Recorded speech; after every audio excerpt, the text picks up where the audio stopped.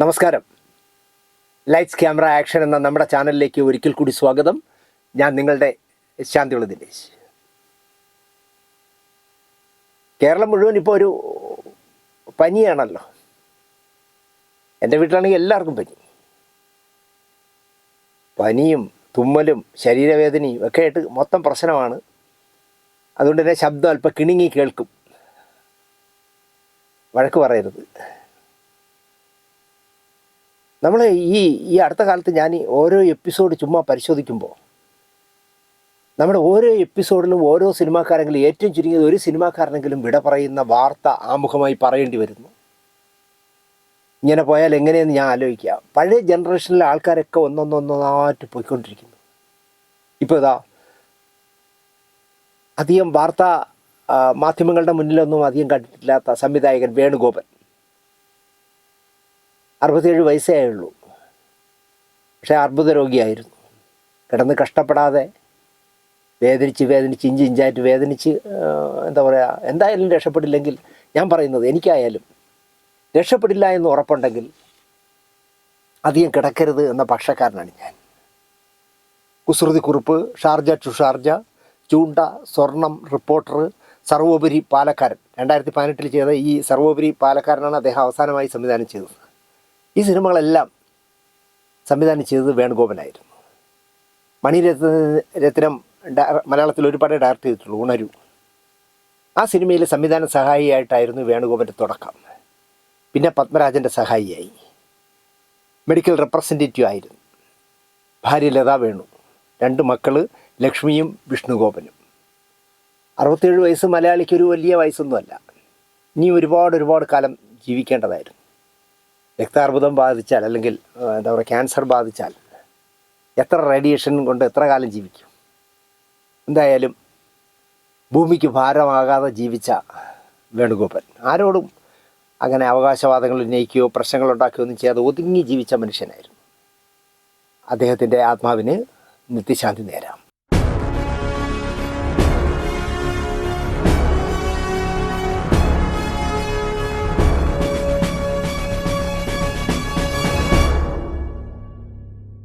നമസ്കാരം.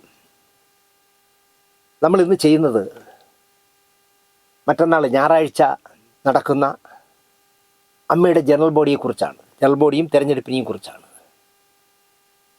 25 വർഷക്കാലത്തോളം executive committee മെമ്പറും സെക്രട്ടറിയും ജനറൽ സെക്രട്ടറിയും ഒക്കെ ആയിട്ട് വർക്ക് ചെയ്തിരുന്ന ഇടവേള ബാബു പടിയിറങ്ങുന്നു. പകരം ആ പോസ്റ്റിലേക്ക് ഔദ്യോഗികമായി മത്സരിക്കുന്നത് സിദ്ദിഖാണ്, നടൻ സിദ്ദിഖാണ്. ഇന്ന് രാവിലെ ഒരു മോശം വാർത്ത പുറത്തു വന്നു.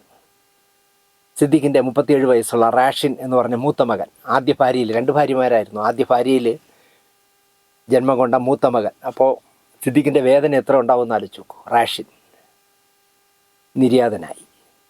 ജന്മനാ തന്നെ ഇതൊക്കെ ഒരുപാട് പ്രശ്നങ്ങളുള്ള ചെറുപ്പക്കാരനായിരുന്നു റാഷിൻ.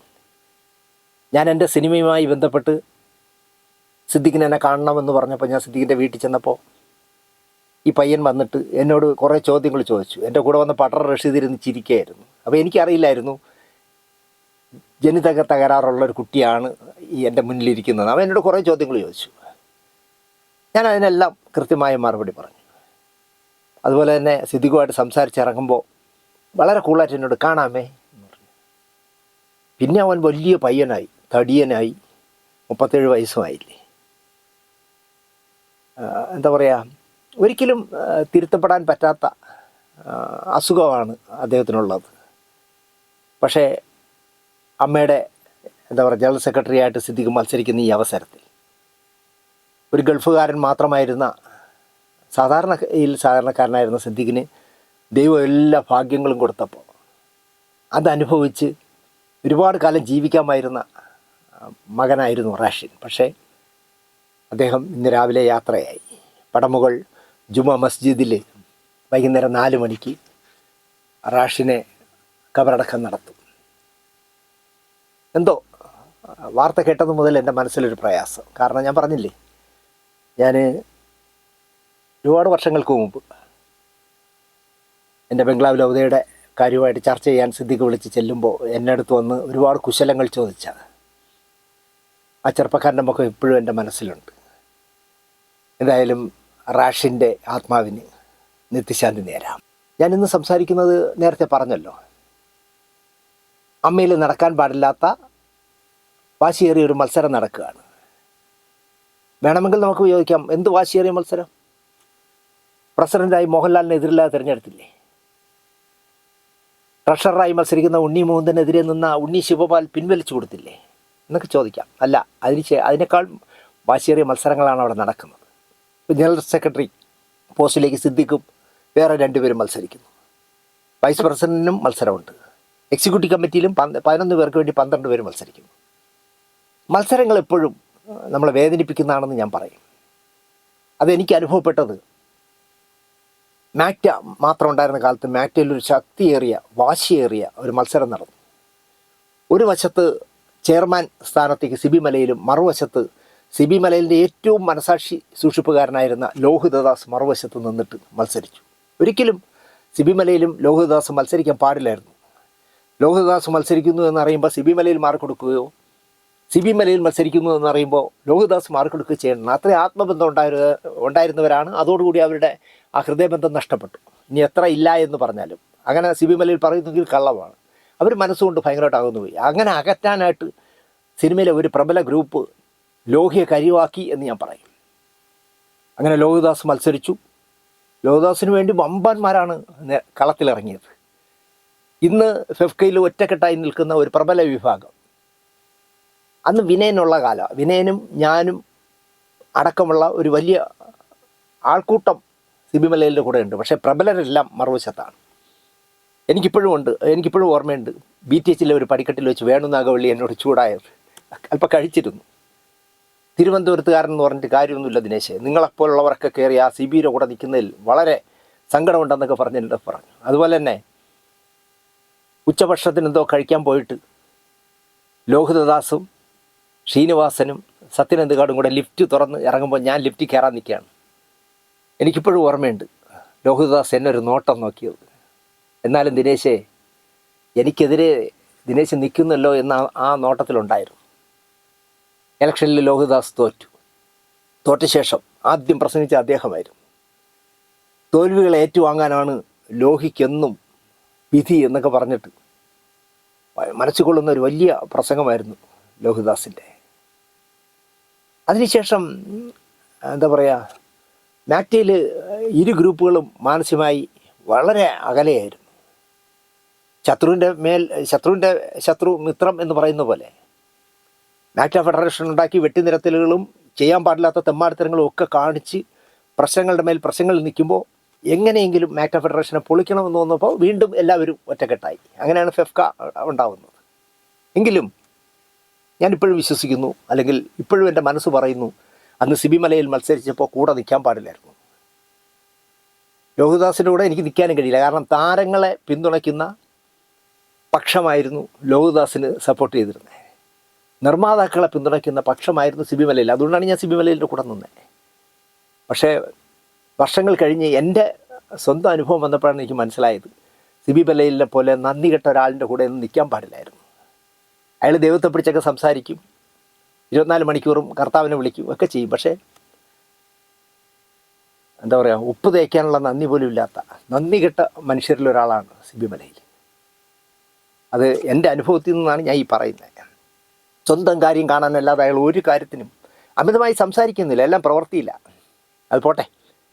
എന്തായാലും അമ്മയിൽ എന്താ പറയുക, ഒരു മത്സരം നടക്കുകയാണ്. അപ്പോൾ ഈ മത്സരം നടക്കുമ്പോൾ ഒരു പ്രശ്നം എന്താ അറിയുമോ, നമ്മുടെ ഇപ്പോഴത്തെ യൂട്യൂബ് കാലത്തുള്ള പ്രശ്നം എന്താണെന്ന് ചോദിച്ചാൽ, ഏതെങ്കിലും ഒരാളെക്കുറിച്ച് മോശമായി എന്തെങ്കിലും പറഞ്ഞാൽ പിന്നെ അങ്ങ് അത് ശരിയോ തെറ്റോ എന്ന് അന്വേഷിക്കാതെ അങ്ങ് വിധിക്കും, ഇവ ഒരു ബോറനാണ്. അതാണ് പ്രശ്നം. ഇപ്പം തന്നെ എനിക്ക് ആരൊക്കെയോ പഴയ വീഡിയോകളൊക്കെ എടുത്ത് അയച്ചു തരുമ്പോൾ ഞാനിങ്ങനെ ആലോചിക്കുകയായിരുന്നു. എൻ്റെ പേരിലൂടെ കേസ് കൊടുത്തിട്ടുള്ള ഒരു ഡബ്ബിംഗ് മഹതി ഉണ്ടല്ലോ, അവരുടെ ഒരു വീഡിയോ ഇന്നലെ മെനിങ്ങാന്ന് എനിക്കൊരാൾ അയച്ചു തന്നു. അപ്പോൾ അതിൽ പറയുകയാണ്, ജീവിക്കാൻ നിവൃത്തിയില്ലാത്ത, സിനിമയിൽ ഒന്നും ആകാൻ കഴിയാത്ത ആ ശാന്തിയുള്ള ദിനേശ് എന്ന് പറഞ്ഞവൻ്റെ മനസ്സിലെ രോഷം തീർക്കുന്നതാണ് എന്നെപ്പറ്റി പറഞ്ഞ അനാവശ്യങ്ങളെന്നൊക്കെ പറഞ്ഞ് ഞാൻ ഒരു അനാവശ്യം പറഞ്ഞിട്ടില്ല. എനിക്ക് ചങ്കൂറ്റത്തോടെ തലയുയർത്തിപ്പിടിച്ച് ഞാൻ ഈ ക്യാമറയുടെ മുന്നിൽ സംസാരിക്കുന്നത് എന്താണെന്ന് ചോദിച്ചാൽ, ഞാൻ ഇതുവരെ ചെയ്ത 500ഓളം സ്റ്റോറികളിൽ ഒരു സ്റ്റോറിയിൽ പോലും 1% കള്ളം ഞാൻ പറഞ്ഞിട്ടില്ല. 1%. ഞാൻ പറഞ്ഞ സ്റ്റോറികളിൽ ഇത് നട്ടാൽ കുരുക്കാത്ത ഒരു കള്ളമാണ് ദിനേശെ നിങ്ങൾ പറഞ്ഞതെന്ന് പറഞ്ഞാൽ ഈ ക്യാമറയുടെ മുന്നിലിരുന്ന് ഞാൻ 1000 വട്ടം മാപ്പ് പറയാം. ആരെങ്കിലും ഒരാൾ പറഞ്ഞാൽ. ഞാൻ പറഞ്ഞിട്ടില്ല. ഞാൻ സത്യസന്ധമായ കാര്യങ്ങളെ പറഞ്ഞിട്ടുള്ളൂ. അതുപോലെ ഞാൻ വയറ്റിപ്പഴപ്പിന് വേണ്ടിയാണ് ഈ ചാനൽ നടത്തുന്നത് പറഞ്ഞാൽ ആയിരിക്കും. ഇപ്പം ഞാൻ വയറ്റിപ്പഴപ്പിന് വേണ്ടിയാണ് നടത്തുന്നത്. കാരണം എനിക്ക് നല്ല വരുമാനമുണ്ട്. പക്ഷെ വയറ്റിപ്പഴപ്പിന് വേണ്ടി വഴിവിട്ട ഒരു കാര്യവും ദിനേശ് ചെയ്തിട്ടില്ല. എങ്കിൽ ദിനേശ് എത്ര സിനിമ ചെയ്തന്നെ. ഒരു കാശുള്ള ഒരു 5 പേർക്ക് ഞാൻ കൂട്ടി കൊടുത്തിരുന്നെങ്കിൽ എനിക്ക് 5 പടം ചെയ്തുകൂടായിരുന്നു. ഏതെങ്കിലും നടൻ്റെ ഹോട്ടലിൽ വന്ന് തിരുവനന്തപുരത്ത് നിന്ന് കിടക്കുമ്പോൾ ചെന്ന് കാലെ പിടിച്ചിട്ട് ജീവിക്കാൻ നിവൃത്തിയില്ല, ഇവിടുത്തെ വമ്പന്മാർ ചെന്ന് ചെയ്യുന്ന പണി ഞാൻ ചെയ്താൽ പറയായിരുന്നു. എനിക്ക് ഒരു പടത്തെ ഒരു ഡേറ്റ് തന്ന് സഹായിക്കണം എന്ന് പറയും. ഏറ്റവും ചുരുങ്ങിയത് മമ്മൂക്കയിടെങ്കിലും ചെന്നിട്ട്, മമ്മൂക്ക ഇത്രയും വർഷമായി ഞാൻ നിങ്ങളെക്കുറിച്ച് എന്തെല്ലാം എഴുതിയിട്ടുള്ള ആൾ, നിങ്ങൾ എനിക്കൊരു ഡേറ്റ് തരണമെന്നുണ്ടെങ്കിൽ തീർച്ചയായിട്ടും അദ്ദേഹം തരുമെന്നാണ് ഒരു വിശ്വാസം. ദിനേശ് പോവില്ല. അതൊക്കെ ഈ ഡബ്ബിങ് സ്ത്രീക്ക് തോന്നുന്നതാണ്. അവർ ചെയ്യുന്ന പണിയൊക്കെ ഞാൻ ചെയ്യുമെന്ന്. ഞാൻ ചെയ്യില്ല. അപ്പം ഞാൻ പറയാൻ വന്നത്, ഇടവേള ബാബു എന്ന് കേട്ടാൽ മലയാളി പ്രേക്ഷകർക്ക്, ശരാശരി മലയാളി പ്രേക്ഷകരുടെ ഒരു തോന്നലുണ്ട്, അയാളൊരു വെറും ബോറനാണ്. വലിയ കുടവയറൊക്കെ വെച്ച് വെള്ളം അടിച്ച് കുറുങ്ങി പെണ്ണും പിടിച്ച് ആളുകളെ പറ്റിച്ച് ജീവിക്കുന്ന, ആരെയും എന്തും പറയുന്ന ഒരാളാണെന്നൊക്കെയാണ് ബാബുവിനെ പറ്റി ധരിച്ചു വെച്ചിരിക്കുന്നത്. ബാബു മദ്യം പോയിട്ട് ബിയർ പോലും കഴിക്കില്ല എന്ന് അറിവുള്ളവർക്കറിയാം. അയാൾ അടുത്തറിയുന്നവർക്കറിയാം. ഇപ്പോൾ 506 മെമ്പർമാരുള്ള അമ്മയിൽ ഏറ്റവും കുറഞ്ഞ ഒരു 490 പേരെങ്കിലും ബാബുവിനെ ഇഷ്ടപ്പെടുന്നവരാണ്. കാരണം അങ്ങനെയാണ് ബാബു എല്ലാവരോടും പെരുമാറുന്നത്. തിലകൻ ചേട്ടൻ അടക്കമുള്ള ഒരുപാട് പേരോട് ബാബു പിണങ്ങിയിട്ടുണ്ട്. പിണങ്ങിയതിന് 100% ന്യായമുള്ള കാര്യത്തിനെ പിണങ്ങും. പിണങ്ങിയാൽ അത് അവിടെ വെച്ച് അയാൾ അവസാനിപ്പിക്കുകയും ചെയ്യും. അയാൾ കൊണ്ടു നടക്കുന്ന ഒരാളല്ല. പക്ഷേ ബാബുവിനെ, ഇടവേള ബാബുവിനെ അമ്മയുടെ പ്രവർത്തകരിൽ ഉള്ള ഏക ആൾ ഇടവേള ബാബുവിനെയാണ് മലയാളി വെറുത്ത് സംസാരിക്കുന്നത്. വാസ്തവത്തിൽ അയാൾ അങ്ങനെയുള്ള ബോറനല്ല. പക്ഷേ പല പൊട്ടന്മാരും പറയുന്നത് കേൾക്കുമ്പോൾ അങ്ങ് വിധിക്കും. ഇവൻ ഫ്രോഡാണ്, പെണ്ണുപിടിയനാണ്, ചതിയനാണ്, അങ്ങനെയല്ല ഇങ്ങനെയല്ല എന്നൊക്കെ പറഞ്ഞ് ഇതൊന്നും അല്ല ബാബു എന്ന് ബോധ്യമായാലും ചിലർ തീരുമാനം മാറ്റില്ല. അപ്പം ഇതിൻ്റെ താഴെ ഒന്ന് എഴുതും, ബാബു കാശ് തന്നോ, ബാബുവായിട്ട് നിനക്ക് വഴിവിട്ട ബന്ധമുണ്ടോ, ബാബുവിനെ പോലുള്ള ബോറനാണ് നീയും, അതുകൊണ്ടാണ് നീ ഇങ്ങനെ പറയുന്നതൊക്കെ പറഞ്ഞു. ഞാൻ പുല്ല് പോലും അതൊന്നും വകവയ്ക്കുന്ന ഒരാളല്ല. പക്ഷേ നമ്മൾ ആളുകളെ വിധിക്കുമ്പോൾ അവർ ആരെ, എന്ത്, എങ്ങനെ, അതൊക്കെ ഒന്ന് അന്വേഷിക്കണമെന്നാണ് എനിക്ക് പറയാനുള്ളത്. ഒന്നിൻ്റെയും പകുതിയിൽ വെച്ച് നമ്മൾ സംസാരിക്കുന്നത്, മറുവശം കൂടെ, മറുപാതി കൂടെ കേൾക്കണം, അല്ലെങ്കിൽ അന്വേഷിക്കണം. അങ്ങനെ ചെയ്താൽ മാത്രമേ നമുക്കൊരാളിനെ വിലയിരുത്താൻ അങ്ങനെ ചെയ്യാവൂ എന്ന് ഞാൻ പറയും. ഇത്രയും ആമുഖമായി പറയുന്നത്, ഒരു നല്ല പക്ഷത്തിൻ്റെ വിശ്വാസം അമ്മയിൽ പ്രശ്നങ്ങൾ ഉണ്ടാക്കുന്നത് ആര് എന്ന് ചോദിച്ചാൽ മലയാളി പറയും, അത് ഇടവേള ബാബുവല്ലേ അവിടെ കുത്തിത്തിരിപ്പുണ്ടാക്കണേ എന്ന് പറയും. തിലകനുമായി അമ്മയെ തെറ്റിച്ചതാര്? ഇടവേള ബാബു, അല്ലാണ്ടാര് എന്ന് കേൾക്കും. അദ്ദേഹത്തിൻ്റെ മക്കൾ പോലും ചിലപ്പോൾ അങ്ങനെ കേൾക്കും. മക്കളെന്ന് വേണ്ട, ഏകവചനം പറയാം. ഷമി തിലകൻ പോലും അങ്ങനെ ചിന്തിക്കും. 25 വർഷമായി അമ്മയുടെ ഭരണം നിയന്ത്രിക്കുന്ന ആര് എന്ന് ചോദിച്ചാലും പറയും, അത് ബാബുവല്ലേ. ബാബുവല്ലല്ലോ എന്തിനാ ഇങ്ങനെ, അവിടെ മോഹൻലാലൊക്കെ വെറുതെ റബ്ബർ സ്റ്റാമ്പല്ലേ എന്ന് പറയും. 25 വർഷം 1 രൂപ പ്രതിഫലം വാങ്ങാതെ പിയൂണിൻ്റെ മുതൽ സെക്രട്ടറിയുടെ വരെ ഉള്ള ജോലികൾ ചെയ്തിരുന്ന ഒരു മനുഷ്യൻ. അയാൾക്ക് പെണ്ണും പിടക്കൊഴിയൊന്നും ഇല്ലാത്തതുകൊണ്ടും വീട്ടിൽ ജ്യേഷ്ഠൻ നടത്തുന്ന ഒരു ഡ്രൈ ക്ലീനിങ് സ്ഥാപനമുണ്ട് ബാബുവിൻ്റെ, സ്മാർട്ട്, ഇരിഞ്ഞാലക്കുടയിൽ. അത് നന്നായിട്ട് പോകുന്ന ഒരു സ്ഥാപനമാണ്. 10-40 പേർക്ക് ജോലിയൊക്കെ കൊടുത്ത് ജീവിക്കുന്ന ഒരു സ്ഥാപനമാണ്. അതൊക്കെ ഉള്ളതുകൊണ്ട് അയാൾക്ക് ജീവിക്കാൻ പ്രശ്നങ്ങളൊന്നുമില്ല. പിന്നെ ഈ പറഞ്ഞല്ലേ പെണ്ണും പിടക്കൊഴിയൊന്നും ഇല്ലാത്തതുകൊണ്ട് അയാൾക്ക് 24 മണിക്കൂറും ഇപ്പം നമുക്ക് കാണാമല്ലോ. അടുത്ത 3 വർഷം ആര് ജയിച്ചാലും അമ്മയുടെ ജനറൽ സെക്രട്ടറി പോസ്റ്റിലിരിക്കുന്ന ആൾ എന്തൊക്കെയാണ് ചെയ്യുന്നതെന്ന് നമുക്ക് നോക്കാം. അയാൾ അതിൽ നിന്ന് വേണമെങ്കിൽ ലക്ഷങ്ങൾ അമ്മയിൽ നിന്ന് അടിച്ചു മാറ്റാൻ കഴിയുന്ന ഒരുപാട് കാര്യങ്ങൾ അവിടെയുണ്ട്. അഭിനയമില്ലെങ്കിലും അമ്മയുടെ ചിലവിൽ സുഖിച്ച് ജീവിക്കാൻ വേണമെങ്കിൽ അയാൾക്ക് ഞാനൊരു പ്രതിഫലം എടുക്കും. കാരണം ഞാൻ രാവിലെ 7 മണി മുതൽ രാത്രി 8 മണി വരെ വർക്ക് ചെയ്യുന്ന ആളാണ്. എനിക്കൊരു തുക തരണമെന്ന് പറഞ്ഞാൽ ആരും തർക്കിക്കില്ല. എങ്ങനെയെങ്കിലും ഈ ഭാരം ബാബുവിൻ്റെ തലയിൽ വെച്ചു കൊടുത്താൽ മതി എന്നല്ലേ വിചാരിക്കും. അയാൾ ഒരു പൈസ അവിടെ നിന്ന് എടുത്തിട്ടില്ല. 10,000-ങ്ങളല്ലേ വെള്ളമടിക്കാൻ ചിലവഴിക്കുന്നത്. അവൻ്റെ വയറ് കണ്ട അറിയില്ലെന്ന് എന്നോട് ചോദിച്ച ആളുണ്ട്. അയാളൊരു ബിയർ പോലും കഴിക്കുന്ന ആളല്ല. ഇപ്പം തന്നെ അമ്മയുടെ ഇലക്ഷൻ എടുത്തപ്പോൾ മലയാളിക്ക് നുണകൾ മാത്രം നൽകുന്ന ചില യൂട്യൂബ് ചാനലുകളെ കയ്യിലെടുത്തുകൊണ്ട് അമ്മയുടെ കീ പോസ്റ്റുകളിൽ ഒരെണ്ണത്തിൽ മത്സരിക്കുന്ന ഒരാൾ, ഒരു മഹാൻ, ഒരു അജണ്ട സെറ്റ് ചെയ്തു.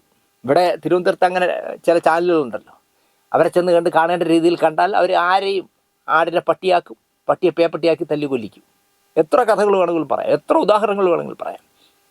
അപ്പോൾ അമ്മയുടെ ഇലക്ഷനെക്കുറിച്ച് ഇവിടെ പ്രശസ്തമായ 2 ചാനലുകളിൽ 2 പ്രോഗ്രാം വന്നു.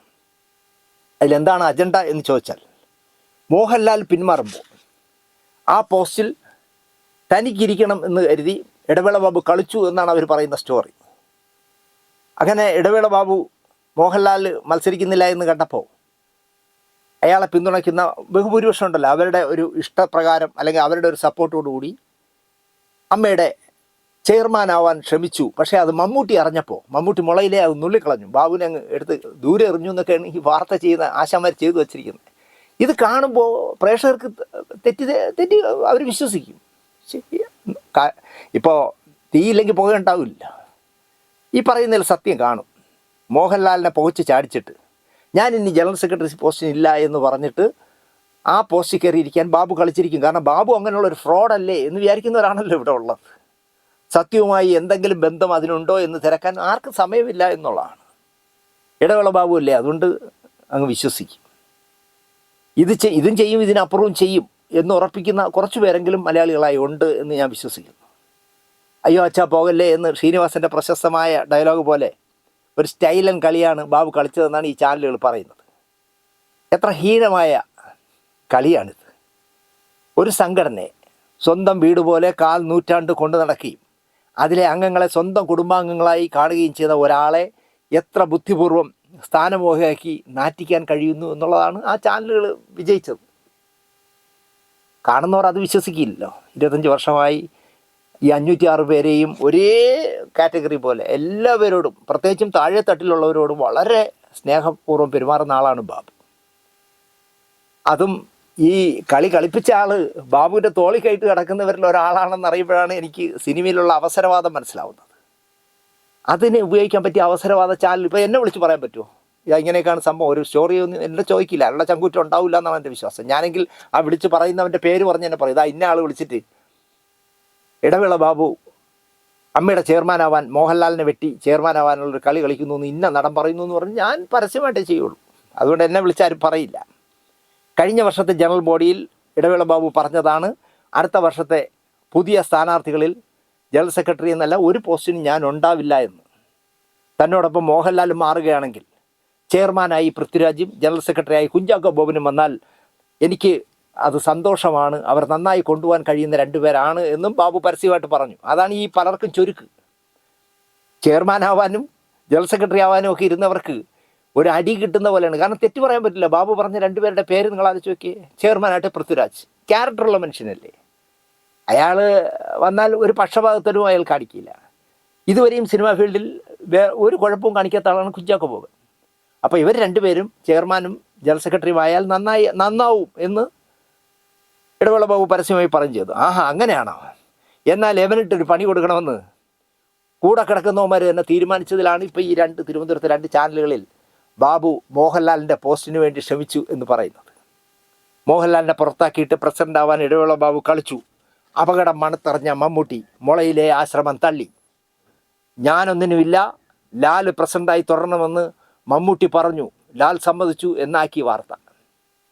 അപ്പം മമ്മൂട്ടി പറഞ്ഞു എന്ന് പറഞ്ഞു മോഹൻലാൽ എന്നാൽ മമ്മൂക്ക പറഞ്ഞതല്ലേ. ഒരിക്കലും അങ്ങനെയൊന്നുമല്ല. എല്ലാവരും കൂടെ നിർബന്ധിച്ചപ്പോൾ അമ്മ സുഗമമായി പോകണമെങ്കിൽ മോഹൻലാലിനെതിരെ മത്സരിക്കാൻ പോയി ആളുകളുടെ പേരൊക്കെ നിങ്ങൾക്ക് അറിയാമല്ലോ. ബഹുരസമായിരുന്നേ അവരെ ആരെങ്കിലും ജയിച്ചു വന്നിരുന്നെങ്കിൽ. ഈ വാർത്ത കേട്ട 2 പേർ ശരിക്കും ഞെട്ടി കാണും എന്നാണ് എൻ്റെ വിശ്വാസം. അതൊന്ന് മമ്മൂട്ടിയും ഒന്ന് മോഹൻലാലായിരിക്കും എന്നുള്ള കാര്യം ഉറപ്പാണ്. കാരണം അവർക്കറിയാം ബാബു ഒരിക്കലും അങ്ങനെ ചെയ്തിട്ടില്ല എന്ന്. മോഹൻലാൽ മത്സരത്തിനില്ല എന്ന വാർത്ത പുറത്തു വരും മുമ്പേ തന്നെ എന്നാൽ ഞാനാകാം എന്ന പ്രഖ്യാപനം പോലെ 3 പേർ അമ്മയുടെ പ്രസിഡന്റ് ആകാനായി റെഡിയായി. ജയൻ ചേർത്തല, കൊക്കു പരമേശ്വരൻ, അനൂപ് ചന്ദ്രൻ. മോഹൻലാൽ പ്രസിഡന്റായി തുടരും എന്നറിഞ്ഞപ്പോൾ ആ 3 പിന്മാറുകയും ചെയ്തു. ഈ 3 പേരെ പരസ്യമായി പുറത്തു വന്നുള്ളൂ. ജോയി മാത്യു പോലും ചെയർമാൻഷിപ്പിന് മത്സരിക്കാനിരുന്ന കാലഘട്ടമാണിപ്പോൾ. എനിക്കിവിടെ ഓർമ്മ വരുന്നത് മാക്ടയുടെ പൊതുയോഗത്തിൽ എന്നെ നിരന്തരമായി ഈ തൂറ് തോപ്പിക്കുക എന്ന് പറയുമ്പോൾ എൻ്റെ വ്യക്തിപരമായ എൻ്റെ ക്യാരക്ടർ വെച്ചിട്ട് എന്നെ നശിപ്പിക്കാൻ പറ്റാത്തതുകൊണ്ട് അനാവശ്യങ്ങൾ പറയുന്ന ഒരു മഹാൻ എറണാകുളത്തുണ്ടല്ലോ. എൻ്റെ ഔദാര്യത്തിൽ പല സിനിമകളിലും വർക്ക് ചെയ്യാൻ കഴിഞ്ഞ ഒരുത്തൻ. ഇപ്പോൾ എന്തോ കുറച്ച് ദിവസമായിട്ട് എന്നെ തെറി വിളിക്കുന്നില്ല. എൻ്റെ ഭാര്യ പഴയ നടിയായിരുന്നു എന്നും എൻ്റെ ഭാര്യ വഴിവെട്ടി ജീവിച്ചവരാണെന്നും ഞാൻ തിരുവനന്തപുരത്ത് മണക്കാട് ടൂറിസ്റ്റ് ഹോമിൽ നിന്ന് ഉടുവസ്ത്രമില്ലാതെ ഓടേണ്ടി വന്നവനാണെന്നൊക്കെ പറഞ്ഞ് ഒരുപാട് കഥ ചെയ്തു. പക്ഷേ കണ്ടവരെല്ലാവരും പറഞ്ഞു കാണും, എടാ അത് വേറെ വല്ലവരും പറയടാ, ദിനേശനെ പറയല്ലേ, കാരണം അവൻ നല്ല തന്തയ്ക്ക് പറഞ്ഞവനാണെന്ന് പറഞ്ഞു കൊടുത്തതാണ്. എന്തോ ഇപ്പോൾ കുറേ ദിവസമായിട്ട് എന്നെ അറ്റാക്ക് ചെയ്യുന്നില്ല. അപ്പോൾ അയാൾ ഒരു മാക്ടയുടെ ജനറൽ ബോഡിയിൽ ഒരു ദിവസം പ്രസംഗിച്ചു. ഇവിടെ മാറി മാറി മാറി ജെ.സിയും ജോൺ പോളും കെ.ജി. ജോർജും ഒക്കെ മത്സരിച്ചാൽ, പ്രസിഡന്റും സെക്രട്ടറിയുമായിട്ട് ജനറൽ സെക്രട്ടറിയായിട്ടൊക്കെ മത്സരിച്ചാൽ എന്നെ പോലുള്ളവർക്ക് എന്നാണ് ഇനി മത്സരിക്കാൻ പറ്റുന്നതെന്ന് പറഞ്ഞ് പ്രസംഗിച്ചു. അന്നും ഈ കോമഡി അടിക്കുന്ന മണ്ടത്തരങ്ങൾ പറയുന്ന ആളാണ്, അതുകൊണ്ടായിരിക്കുമല്ലോ അങ്ങനെ പറഞ്ഞേ. അപ്പോൾ അടുത്ത മറുപടി പ്രസംഗം ഞാനായിരുന്നു. കാരണം അക്കാലത്ത് ഞാനൊരു ചാവേറാണ്. മാക്ടയുടെ ഏത് ജനറൽ ബോഡിയിലും പ്രസംഗിക്കാനായിട്ട് ഞാൻ എണീക്കുകയാണെങ്കിൽ, അല്ലെങ്കിൽ ഏതെങ്കിലും ഒരാൾ വിവരദോഷം പറഞ്ഞു കഴിഞ്ഞാൽ അപ്പം തന്നെ ഞാൻ പേര് പറയുന്നില്ല, ചിലർ എന്നെ ഇങ്ങനെ ആക്കും. കാരണം അടുത്ത് നീ കയറി പറയാമെന്ന്. കാരണം ഇവർ പറയില്ല. ഈ കുട്ടിക്കുരങ്ങനെ കൊണ്ട് ചുടിചോറ് ഭരിക്കാൻ എളുപ്പമാണല്ലോ. അന്ന് എനിക്കിത് അറിയില്ലായിരുന്നു. ഞാൻ എണീക്കുമ്പോൾ തന്നെ കയ്യടി വരും, ഞാൻ നേരെ ചെല്ലും. അങ്ങനെ ഈ മഹാൻ പ്രസംഗിച്ച്, ഞങ്ങൾക്ക് ചെയർമാനും പ്രസിഡൻറ്റും ആകാൻ പറ്റുന്നില്ല, നിങ്ങളിങ്ങനെ സ്ഥിരമായിട്ട് മാറി മാറി മാറി മാറി കെ.ജി. ജോർജും ജോൺ പോളും ജെ.സിയും ഒക്കെ ഇങ്ങനെ മാറി മാറി മത്സരിച്ചുകൊണ്ടിരുന്നാൽ എന്നെപ്പോലുള്ളവർ എന്നാണ് മാക്ടയിലെ ചെയർമാൻ ആകുന്നതെന്ന് പറഞ്ഞാണ് പ്രസംഗിച്ചത്. അപ്പോൾ അതിന് മറുപടി ഞാൻ പറഞ്ഞത്, ഒരു സംഘടന എന്നുള്ള നിലയ്ക്ക്, അല്ലെങ്കിൽ ഒരു പാർട്ടിയിൽ തന്നെ വയ്ക്കാം. അതിൻ്റെ ഒരു പ്രസിഡന്റ് സെക്രട്ടറി എന്നൊക്കെ പറഞ്ഞാൽ ജനാധിപത്യപരമായി ആർക്കും മത്സരിക്കാം, ആർക്കും ആ പോസ്റ്റിലിരിക്കാം. പക്ഷേ ഈ പറഞ്ഞ മഹാൻ പ്രസിഡന്റും ഞാൻ ജനറൽ സെക്രട്ടറിയുമായിക്കൊണ്ട് മാക്ടയുടെ ഒരു കാര്യം സംസാരിക്കാൻ കേരള മുഖ്യമന്ത്രിയെ കാണാൻ പോയാൽ കിട്ടുന്നൊരു വില എനിക്ക് നല്ല ബോധ്യമുണ്ട്. നേരെ മറിച്ച് മാക്ടയ്ക്ക് വേണ്ടി അല്ലെങ്കിൽ സിനിമയ്ക്ക് വേണ്ടി ജോൺ പോളും കെ.ജി. ജോർജും പോയാൽ, അല്ലെങ്കിൽ കെ.ജി. ജോർജും ജെ.സി സാറും പോയാൽ അതിന് കിട്ടുന്ന വില വേറെയാണ്. അതൊരു യാഥാർത്ഥ്യമാണെന്നേ, അതൊരു യാഥാർത്ഥ്യമാണ്. ഇപ്പോൾ നമ്മൾ പാർട്ടികളെ പറയുന്നത് ശരിയല്ല. CPM തന്നെ നിങ്ങൾ എടുത്തോളൂ. CPM ജനറൽ സെക്രട്ടറി, സംസ്ഥാന ജനറൽ സെക്രട്ടറി ആയിട്ട് ഒരു ബ്രാഞ്ച് സെക്രട്ടറിക്ക് ആ പോസ്റ്റിലിരിക്കാം. പക്ഷേ കോടിയേരി ബാലകൃഷ്ണൻ CPM സംസ്ഥാന സെക്രട്ടറി, VS അച്യുതാനന്ദൻ സംസ്ഥാന സെക്രട്ടറി, പിണറായി വിജയൻ സംസ്ഥാന സെക്രട്ടറി എന്ന് പറയുന്ന ഒരു ഒരു ഒരു ഒരു വെയിറ്റ് വെള്ളായണിമുക്ക് ബ്രാഞ്ചിൽ നിന്നും മെമ്പർഷിപ്പുള്ള ശാന്തിവിള ദിനേശാണ് സംസ്ഥാന CPM സംസ്ഥാന സെക്രട്ടറി എന്ന് പറഞ്ഞാൽ അതിന് അത്ര വിലയെ കാണുള്ളന്നേ. ഈ യാഥാർത്ഥ്യം എന്താ പറയുക, അറിഞ്ഞിടത്തോണ്ടാണ് മറ്റേ മഹാൻ അങ്ങനെ പ്രസംഗിച്ചത്. അപ്പോൾ എനിക്ക് പറയാനുള്ളത്, അമ്മയുടെ അംഗങ്ങളോട് എനിക്ക് ഇത്രേ പറയാനുള്ളൂ. ആർക്കും ഏത് സ്ഥാനത്തും മത്സരിക്കാം, ജയിക്കാം, തോൽക്കാം, ഭരിക്കാം. പക്ഷേ ചില പോസ്റ്റിൽ അർഹതപ്പെട്ടവരെ മാത്രമേ ഇരുത്താവൂ. അതാണ് സംഘടനയ്ക്കും അംഗങ്ങൾക്ക് നല്ലത് എന്ന് ഞാൻ പറയും. അതാണ് സത്യം. ഇപ്പം മോഹൻലാൽ അമ്മയുടെ പ്രസിഡൻ്റായി പിണറായി വിജയനെ കാണാൻ വന്നാൽ തീർച്ചയായിട്ടും അതിനൊരു വെയിറ്റ് വേറെ തന്നെ ആയിരിക്കും. അല്ലെങ്കിൽ മമ്മൂട്ടിയാണ് അമ്മയെ റെപ്രസെൻ്റ് ചെയ്ത് പിണറായി വിജയനെ കാണാൻ വന്നാൽ തീർച്ചയായിട്ടും അതിനൊരു വിലയുണ്ടാവും. നേരെ മറിച്ച് വോട്ടിൻ്റെ പിൻബലത്തിൽ, അല്ലെങ്കിൽ പൈസയുടെ പിൻബലത്തിൽ, അല്ലെങ്കിൽ വട്ടിൻ്റെ പിൻബലത്തിൽ ഞാൻ ജയിച്ചു എന്ന് പറഞ്ഞിട്ട് ഏതെങ്കിലും ഒരു കുറ്റിച്ചൂരിൽ ജയിച്ചു വന്നാൽ അമ്മയുടെ പ്രസിഡന്റ് വന്ന് ചെന്നാൽ ഒരു പുല്ല് വില പോലും കിട്ടില്ല. ചിലപ്പം കാണാനുള്ള അവസരം പോലും നിഷേധിക്കും. അത് സംഘടനയ്ക്കും അംഗങ്ങൾക്കും ദോഷമാണ് എന്നാണ് എനിക്ക് പറയാനുള്ളത്. ഇത്തവണ ബാബു മാറിയതിനാൽ കഴിഞ്ഞ കാലത്ത് ട്രഷററായിരുന്ന സിദ്ദിഖാണ് ഔദ്യോഗിക ജനറൽ സെക്രട്ടറി സ്ഥാനാർത്ഥി. ആർക്കും വയ്ക്കാം, എപ്പോഴും വയ്ക്കാം എന്ന് പറഞ്ഞ കണക്ക് ആർക്കും തീർക്കാം, ഔദ്യോഗികമില്ല, ആർക്ക് വേണമെങ്കിലും മത്സരിക്കാം എന്നൊക്കെ മോഹൻലാൽ പറയുന്നുണ്ട്. ഇവിടെ ഗ്രൂപ്പില്ല, പ്രശ്നങ്ങളില്ല, ആർക്കും മത്സരിക്കാം എന്നൊക്കെ പറയുന്നുണ്ട്.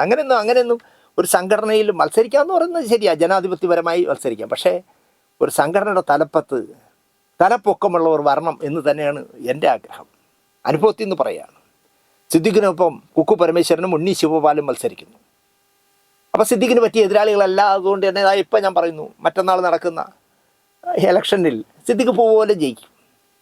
കാരണം എതിരാളി ശക്തരല്ല. വൈസ് പ്രസിഡൻ്റ് ആകാനായിട്ട് ജഗദീഷ് ഔദ്യോഗിക സ്ഥാനാർത്ഥി എന്ന് പറയുന്നു. പക്ഷേ അവിടെ മഞ്ജു പിള്ളയും ഔദ്യോഗിക പാനലുകാരനുമായും ജയൻ ചേർത്തലയും മത്സരിക്കുന്നു. എന്താവും സംഭവിക്കുന്നത് എനിക്കറിയില്ല. ജോയിൻറ്റ് സെക്രട്ടറി ആവാൻ ഔദ്യോഗികമായി ബാബുരാജും പിന്നെ അനൂപ് ചന്ദ്രനും മത്സരിക്കുന്നു. അനൂപ് ചന്ദ്രൻ നിരത്തി കൊടുത്തിരിക്കുകയാണെന്ന് തോന്നുന്നു മത്സരിക്കുക. ഏതിലെങ്കിലും മത്സരിക്കുക. അത് അമ്മയുടെ നിയമാവലിയിൽ അതിലൊരു തിരുത്ത് വരുത്തണമെന്നാണ് എനിക്ക് പറയാനുള്ളത്. കാരണം ഒരു പോസ്റ്റിലെ ഒരാൾ മത്സരിക്കാവൂന്ന് വെക്കണം. പക്ഷേ അമ്മയിൽ അങ്ങനെ ഇല്ല. എക്സിക്യൂട്ടീവ് കമ്മിറ്റിയിലും പ്രസിഡന്റ് പോസ്റ്റിലും ജനറൽ സെക്രട്ടറിയുടെ പോസ്റ്റിലും ഏതെല്ലാം പോസ്റ്റുണ്ടോ അതിലെല്ലാം കയറി മത്സരിക്കാം. അത് ശരിയല്ല എന്നാണ് എൻ്റെ പക്ഷം. ട്രഷററാകാൻ ഉണ്ണി മുകുന്ദനും ഉണ്ണി ശിവപാലുമാണ് നാമനിർദ്ദേശ പത്രം നൽകിയത്. പക്ഷേ ഉണ്ണി ശിവപാൽ എന്തുകൊണ്ടോ പിൻവലിച്ചു. അങ്ങനെ ഉണ്ണി മുകുന്ദൻ എതിരില്ലാതെ തിരഞ്ഞെടുത്തു.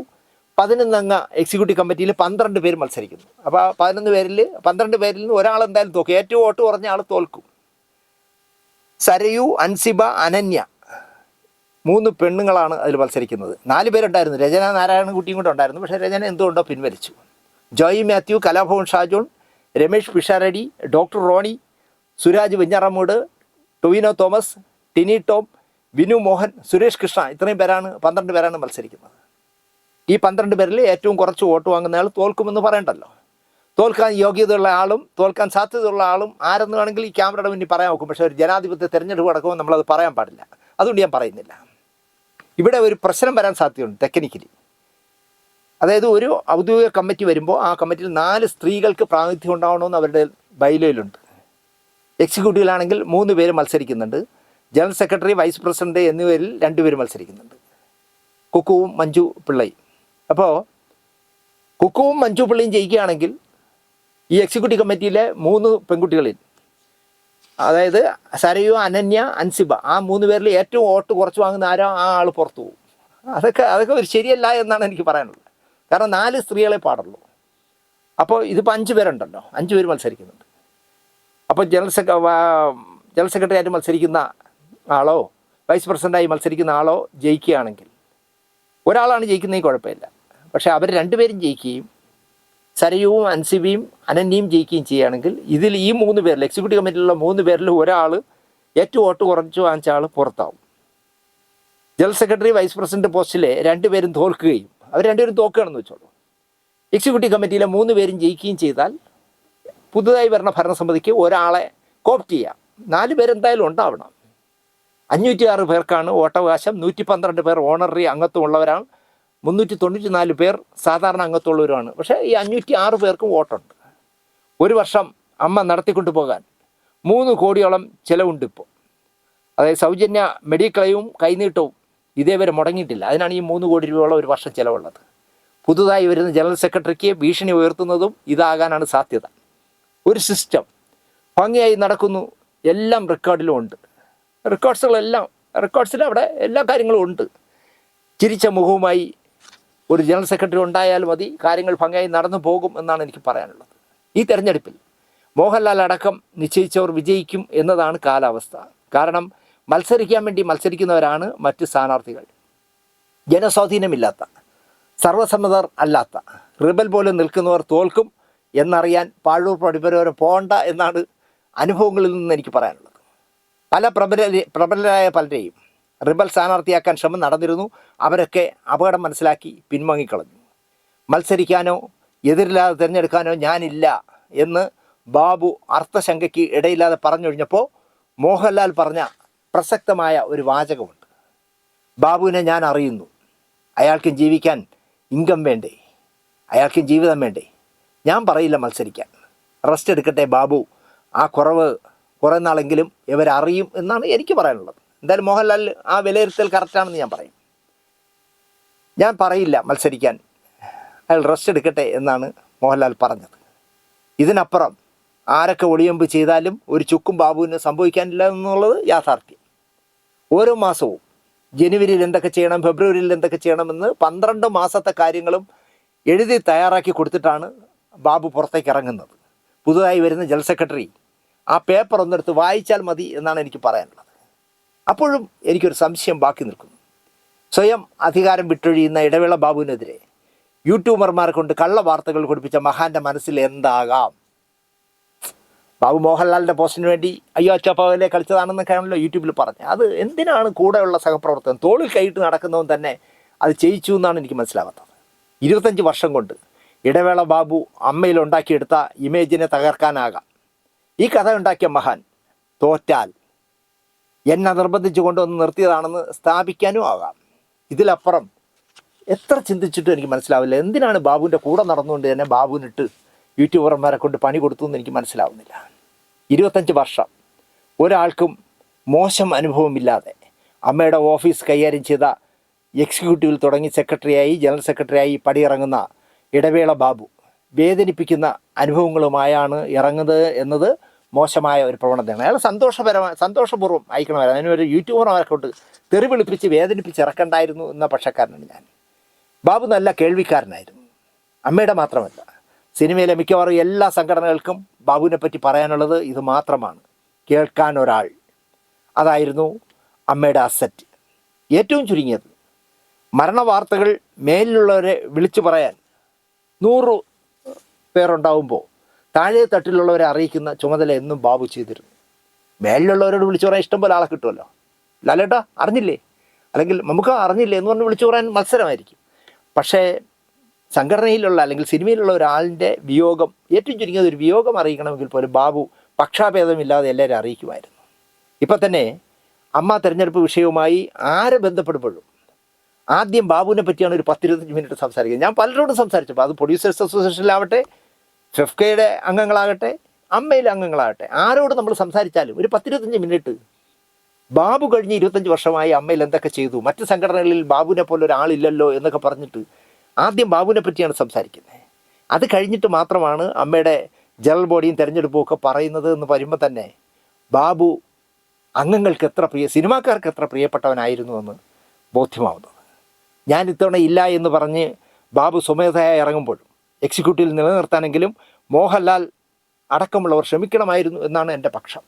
ഞാനില്ല, ഞാൻ ഇനി കുറച്ച് തൽക്കാലത്തേക്ക് മാറി നിൽക്കുന്നു എന്ന് പറയുമ്പോഴും നിങ്ങൾ പ്രസ് സെക്രട്ടറി ഒന്നും ആവണ്ട, ജോയിൻറ്റ് സെക്രട്ടറി ആവണ്ട, ട്രഷററോ ആവണ്ട, ഒരു ചുക്കോ ആവണ്ട, നിങ്ങൾ പക്ഷേ എക്സിക്യൂട്ടീവിൽ ഉണ്ടാവണമെന്ന് മോഹൻലാൽ അടക്കമുള്ളവർ പറയണമായിരുന്നു എന്നാണ് എൻ്റെ പക്ഷം. കാരണം ഏറ്റവും ചുരുങ്ങിയത് പുതുതായി ജയിച്ചു വരുന്ന ജനറൽ സെക്രട്ടറിയെ സഹായിക്കാനെങ്കിലും എക്സിക്യൂട്ടീവ് കമ്മിറ്റി മെമ്പർ എന്നുള്ള നിലയ്ക്ക് ബാബു ഉണ്ടാകുമായിരുന്നു. അതുണ്ടായില്ല.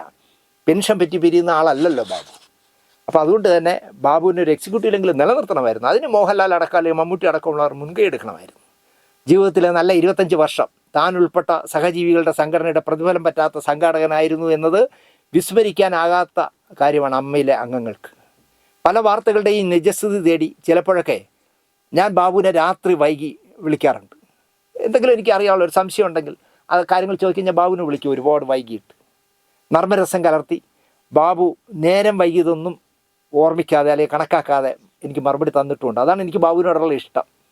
ഏത് ഇഷ്യൂ ഒരു സിനിമയിൽ നടന്നാലും, ഇപ്പോൾ OTT പ്ലാറ്റ്ഫോമിൻ്റെ പ്രശ്നമായാലും ശരി, പ്രൊഡ്യൂസേഴ്സുമായിട്ടുള്ള പ്രശ്നമായാലും ശരി, അമ്മയിലുള്ള ഷൈനികോ അടക്കമുള്ളവരുടെ പേരിൽ അച്ചടക്ക നടപടി എടുക്കുന്നതായാലും ശരി, എനിക്ക് എന്തെങ്കിലും സംശയങ്ങൾ ചോദിക്കാണ്ട് വിളിച്ചാൽ വളരെ ക്ലിയർ കട്ടായിട്ടുള്ള മറുപടി എനിക്ക് തരുമായിരുന്നു. പുതിയ ഭരണാധികാരികളിൽ ഈ സ്വാതന്ത്ര്യം ലഭിക്കാൻ ഇടയുണ്ടോ എന്ന് എനിക്ക് സംശയമുണ്ട്. അതിപ്പോൾ ജനറൽ സെക്രട്ടറിയായിട്ട് മത്സരിക്കുന്ന കുക്കു ആയാലും ശരി, നമ്മുടെ സിദ്ദിഖായാലും ശരി, നമ്മൾ ഇതുപോലെ പാതിരാത്രി നിന്ന് വിളിച്ച് സംസാരിക്കാൻ പറ്റുമെന്ന് എനിക്ക് തോന്നില്ല.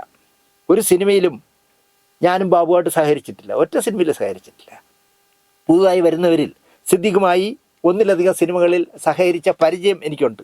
പക്ഷേ ബാബു തന്ന സ്വാതന്ത്ര്യം സിദ്ദിഖിൽ എന്നുള്ള കാര്യത്തിൽ എനിക്ക് സംശയമുണ്ട്. അമ്മയുടെ കീ പോസ്റ്റുകളിലെ മത്സരം തമാശയാകാനാണ് സാധ്യത. കാരണം ഫൈറ്റിന് പറ്റിയ എതിരാളികളില്ല. അതാണ് ഞാൻ നേരത്തെ പറഞ്ഞല്ലോ, ഫൈറ്റിന് പറ്റിയ എതിരാളികളൊന്നും അല്ലെന്ന്. ഇപ്പോൾ സിദ്ദിഖിനെതിരെ മത്സരിക്കുന്നവർ സിദ്ദിഖിനോടൊപ്പം മത്സരിക്കാൻ പറ്റിയ ആളുകളല്ല, അതിന് പറ്റിയ ആളുകൾ നിർത്തി. ഇപ്പോൾ ശശി തരൂർ മത്സരിക്കുമ്പോൾ ശശി തരൂരിനെതിരെ കൊണ്ട് നിർത്തുന്ന LDF സ്ഥാനാർത്ഥികളെ കാണുമ്പോൾ എനിക്ക് ചിരി വരും. ഞാൻ ആ വോട്ട് LDFന് ചെയ്യുമെങ്കിലും ഈ പൊട്ടനെയൊക്കെയാണോ പിടിച്ച് നിർത്തുന്നത്, അല്ലെങ്കിൽ ഈ പൈസ വാങ്ങിച്ചുകൊണ്ട് എവനെയൊക്കെയാണോ പിടിച്ച് നിർത്തുന്നതെന്ന് തോന്നാറുണ്ട്. ഉദാഹരണം, ഈ ജനറൽ സെക്രട്ടറിയുടെ പോസ്റ്റ് തന്നെ ഞാൻ പറയും. എന്നാലും നല്ല കമ്മിറ്റി ആയിരിക്കും. കാരണം യുവാക്കളാണ് ഏറിയ പങ്കും എക്സിക്യൂട്ടീവിൽ. മോഹൻലാലിനെ ഇവരെ കൊണ്ടുപോകാനുള്ള തഞ്ചവും ഉണ്ട്. ആടിനെ പട്ടിയെ പേപ്പട്ടിയാക്കി സമൂഹത്തോട് തല്ലിക്കൊല്ലാൻ പറയുന്ന ശൈലിയാണല്ലോ പുതിയ കാലത്തെ യൂട്യൂബർമാരുടെ ഒരു ശൈലി. ഇതൊന്നും സത്യമല്ല എന്ന് അറിഞ്ഞുകൊണ്ട് കണ്ടിരിക്കാൻ, ഇത് സത്യമല്ല എന്നറിയാൻ, എന്നാൽ പോലും ആ യൂട്യൂബിൽ പറയുന്ന വങ്കത്തരങ്ങൾ കേൾക്കാൻ മലയാളിക്ക് ഇഷ്ടവുമാണ്. അങ്ങനെയുള്ള ഒരു ചാനൽ പറയുന്നത് ഒരു യുവ നടനെ ജനറൽ സെക്രട്ടറി സ്ഥാനത്ത് എത്തിക്കാൻ ഇടവേള ബാബു കളിച്ചത് നടീനടന്മാരെ കോപാകുലരാക്കി എന്നാണ്. ഒരിക്കലുമല്ല. ഞാൻ നേരത്തെ തുറക്കത്തിൽ തന്നെ പറഞ്ഞല്ലോ, ഇടവേള ബാബു ജനറൽ സെക്രട്ടറി ആക്കാൻ എൻ്റെ മനസ്സിലുള്ള ആഗ്രഹം കുഞ്ചാക്കോ ബോബനാണെന്ന് പറഞ്ഞാൽ അവിടെ അമ്മയിലുള്ള 506 ബാക്കി 505 പേരും തിരിയൊന്നുമില്ല. നല്ല ചോയ്സ് ആയിരുന്നു എന്ന് തന്നെ പറയും. കാരണം കുഞ്ചാക്കോ ബോബൻ അങ്ങനത്തെ ഒരു ഇമേജ് ഉണ്ടാക്കിയ ആളാണ്. ബാബു കളിച്ചതാണ്. പരസ്യമായി അയാൾ പറഞ്ഞു, ഞാനും മോഹൻലാലും മാറുന്നു, പുതുതായി വരാൻ എനിക്ക് പറ്റിയവർ എന്ന് തോന്നിയത് പ്രസിഡൻ്റായി പൃഥ്വിരാജും ജനറൽ സെക്രട്ടറിയായി കുഞ്ചാക്കോ ബോബനും വന്നാൽ കൊള്ളാം എന്ന് പറയാനുള്ള സ്വാതന്ത്ര്യമാക്കില്ലേ. ഞാനും മോഹൻലാലും പോകുന്നതിന് പകരം ഈ അമ്മയെ കുട്ടിച്ചോറാക്കാതിരിക്കാൻ ഇങ്ങനെയുള്ള 2 പേര് വന്നാൽ നന്നാവും എന്ന് പറയാനുള്ള സ്വാതന്ത്ര്യമാക്കൊണ്ട് വേണോ വേണ്ടതെന്ന് കമ്മിറ്റി തീരുമാനിച്ചോട്ടെ. അതിലെന്ത് കുഴപ്പമാണ്? ഈ പേര് പറഞ്ഞ 2 പേർ വന്നാൽ ഉറപ്പായിട്ടും അവർ വിജയിക്കും, നന്നായി ഭരിക്കും എന്നാണ് എൻ്റെ വിശ്വാസം. 2 പേർക്കും എതിരാളികളോ ശത്രുക്കളോ ഉണ്ടാവാനും ഇടയില്ല. ചിലപ്പോൾ ഈ 2 പേരാണ് സ്ഥാനാർത്ഥികളായിരുന്നെങ്കിൽ മോഹൻലാലിനെ പോലെ തന്നെ പൃഥ്വിരാജിനെ എതിരില്ലാതെ തിരഞ്ഞെടുത്തനെ, കുഞ്ചാക്കോ ബോബനെ എതിരില്ലാതെ തിരഞ്ഞെടുത്തനെ എന്ന് ഞാൻ വിശ്വസിക്കുന്നു. കാരണം ഞാൻ മുമ്പൊരു എപ്പിസോഡ് ചെയ്തപ്പോൾ ഞാൻ പറഞ്ഞു, സിദ്ദിഖിനെ എതിർക്കുന്ന ഒരുപാട് പേര്, അല്ലെങ്കിൽ സിദ്ദിഖിനെ ഇഷ്ടമില്ലാത്ത ഒരുപാട് പേര് അമ്മയിലുണ്ട്. പലരും എന്നോട് സംസാരിക്കുമ്പോൾ പറഞ്ഞിട്ടുണ്ട് അയാളൊരു ബോറനാണെന്ന് പറഞ്ഞിട്ട്. നേരെ മറിച്ച് കുഞ്ചാക്കോ ബോബനായിരുന്നെങ്കിൽ അങ്ങനെ ഉണ്ടാവില്ല എന്നുള്ള കാര്യം സത്യമാണ്. അമ്മയുടെ ഏറ്റവും പ്രായം കുറഞ്ഞ പ്രസിഡൻറ്റും ഏറ്റവും പ്രായം കുറഞ്ഞ ജനറൽ സെക്രട്ടറിയും ആകുകയും ചെയ്യുമായിരുന്നു. അവർ വന്നില്ല. അപ്പോൾ അവിടെ വെച്ച് ആ പ്രശ്നം വിടണം. അതിന് അമ്മ മെമ്പർമാർ മുഴുവൻ കോപാകുലരാണെന്നൊക്കെ യൂട്യൂബർമാർ പറഞ്ഞാലൊന്നും ആരും വിശ്വസിക്കില്ലെന്നേ. അമ്മയിൽ തൊഴുത്തിൽ കുത്താണത്രേ. എന്തടിസ്ഥാനത്തിൽ തൊഴുത്തിൽ കുത്തുന്നു പറയും? അവിടെ ഒരു തൊഴുത്തിൽ കുത്തുമില്ല. വളരെ സ്മൂത്തായിട്ടല്ലേ ബാബു കൊണ്ടുപോയിക്കൊണ്ടിരുന്നത്. ജോയി മാത്യു പോലും മത്സരിക്കാൻ റെഡിയായി നിൽക്കുമ്പോൾ തൊഴുത്തിൽ കുത്ത് എവിടെ നിന്നാണെന്ന് എനിക്ക് മനസ്സിലാവുന്നില്ല.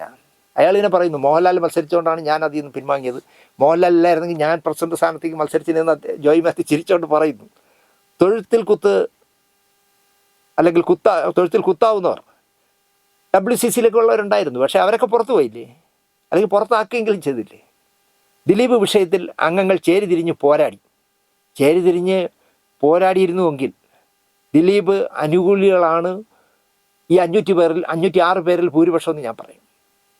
അതിനാൽ തന്നെ വിജയിക്കുന്നവരൊക്കെ ദിലീപിൻ്റെ പക്ഷക്കാരായിരിക്കും എന്നുള്ളത് വേറൊരു സത്യം.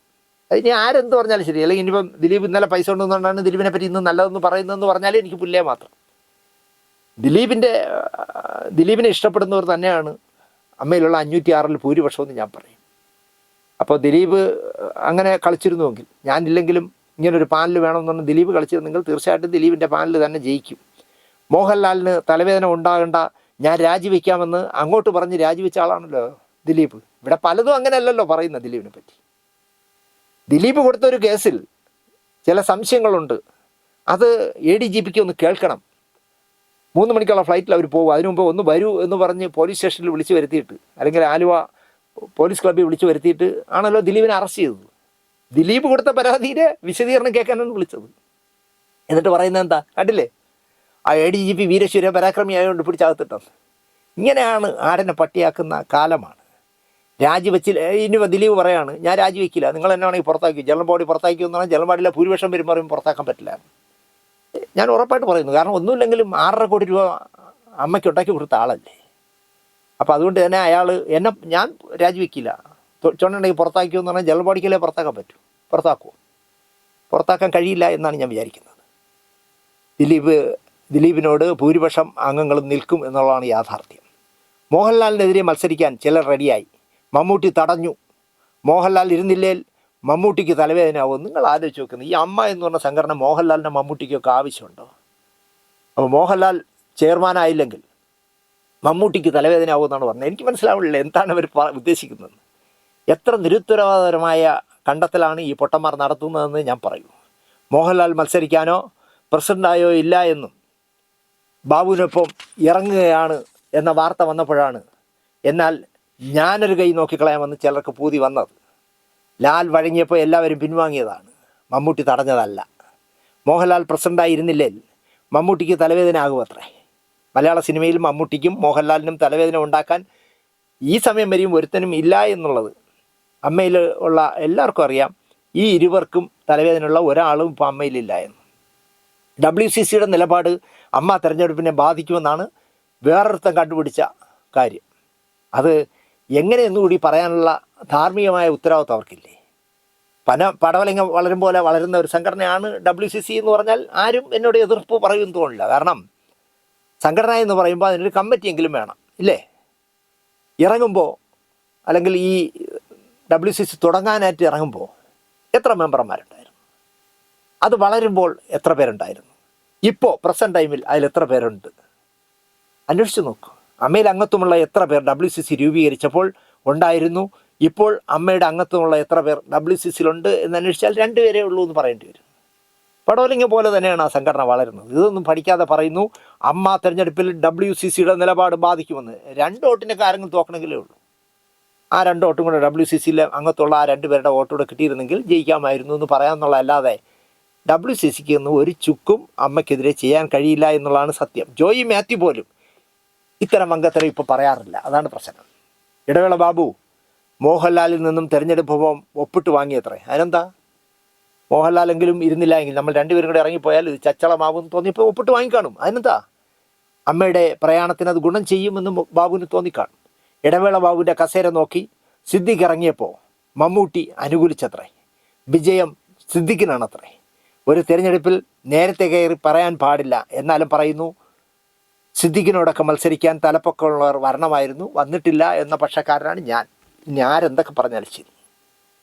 വോട്ടറുടെ പൾസ് അറിയാത്തവർ കയറി മത്സരിച്ചാൽ വിധി എന്താവുമെന്ന് അവർക്ക് തന്നെ അറിയാം നന്നായിട്ട്. എന്നാലും ചുമ്മാ കയറി മത്സരിക്കുകയാണ്. എതിരില്ലാതെ സിദ്ദിഖിനെ തിരഞ്ഞെടുക്കില്ല എന്ന് മാത്രമേ പറയാനുള്ളൂ. സിദ്ദിഖ് ജയിക്കും. BJP ബാന്ധവമാണത്രേ ഉണ്ണി മുകുന്ദനെ ട്രഷറർ സ്ഥാനത്ത് എതിരില്ലാതെ എത്തിച്ചത്. ഉണ്ണി ശിവപാൽ BJPക്കാരനാണെന്ന് എനിക്കറിയില്ല. രണ്ടുപേരും മത്സരത്തിന് വന്നു. ഉണ്ണി ശിവപാൽ പിൻവാങ്ങി, ഉണ്ണി മുകുന്ദനെ എതിരില്ലാതെ തിരഞ്ഞെടുത്തു. പക്ഷേ ഇവർ പറയുന്നത് BJPയുമായിട്ടുള്ള ഗാഢ ബന്ധമുള്ളതുകൊണ്ടാണ്, ബാന്ധവമുള്ളതുകൊണ്ടാണ് ഉണ്ണി മുകുന്ദനെ ട്രഷറർ സ്ഥാനത്ത് കൊണ്ടുവന്നതെന്നാണ് പറയുന്നത്. അതും മമ്മൂട്ടി കളിച്ച കളി എന്നാണ് പറയുന്നത്. BJPക്കാരനായ ഉണ്ണി മുകുന്ദനെ ട്രഷററാക്കാൻ മമ്മൂട്ടി കളിച്ചു എന്നാണ് പറയുന്നത്. BJPക്കാർ ഔദ്യോഗിക ഭാരവാഹികൾ ആകട്ടെ എന്ന് മമ്മൂട്ടി തീരുമാനിച്ചത്ര.